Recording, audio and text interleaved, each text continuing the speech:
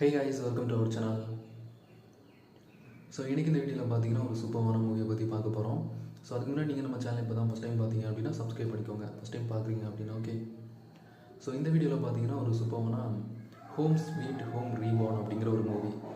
இந்த மூவி பார்த்தீங்கன்னா 2025 தான் ரிலீஸ் பண்ணியிருந்தாங்க. இப்போ ரீசெண்ட் டைமில் நம்ம ஹீரோ பார்த்தீங்கன்னா அவரோட ஃபேமிலியோட தாய்லாந்துக்கு டூர் வராரு. அப்படி வரும்போது ஒரு மாங்கை மீட் பண்ணுறாரு. அந்த மாங் பார்த்தீங்கன்னா ஃப்யூச்சரில் நடக்கிறது எல்லாமே அவரோட இமேஜினேஷனில் வரும். ஸோ ஃப்யூச்சரில் ஹெல்லேருந்து நிறைய டெபிள்ஸ் எர்த்தை அட்டாக் பண்ணுற மாதிரி ஒரு இமேஜினேஷன் வரும். நம்ம ஹீரோ தான் அதுக்கான கேட் கீப்பர். ஸோ ஐ மீன் அந்த ஹெல்லேருந்து வரக்கூடிய டீமன்ஸை ஸ்டாப் பண்ணக்கூடிய பர்சன். ஸோ அவரை தேடி வந்து அவர்கிட்ட இன்ஃபார்ம் பண்ணுவார். ஆனால் ஹீரோ அதை பெருசாக எடுத்துக்க மாட்டார்.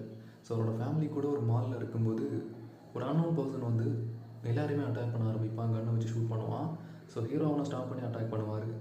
அவனை டிஃபீட் பண்ணதுமே அங்கே கூட எல்லாருமே திடீர்னு இன்விசிபிளாகி காணாமல் போயிடுவாங்க. ஸோ இப்போ ஹீரோ பார்த்தீங்கன்னா அவரோட ஃபேமிலியை தேடிட்டு இருக்கும்போது ஒரு பெரிய மான்ஸ்டர் வந்து அவரை அட்டாக் பண்ணி ஃபாலோ பண்ணிட்டு வரும்.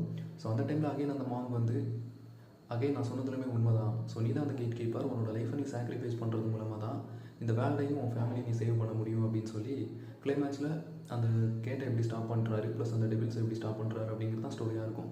ஸோ நிறைய ஃபேண்டசி சீக்வன்ஸ் இருக்குது. ட்ரை பண்ணி பாருங்கள். இந்த சேனலில் இருக்கக்கூடிய மூவிஸ் பிடிக்கும் அப்படின்னா.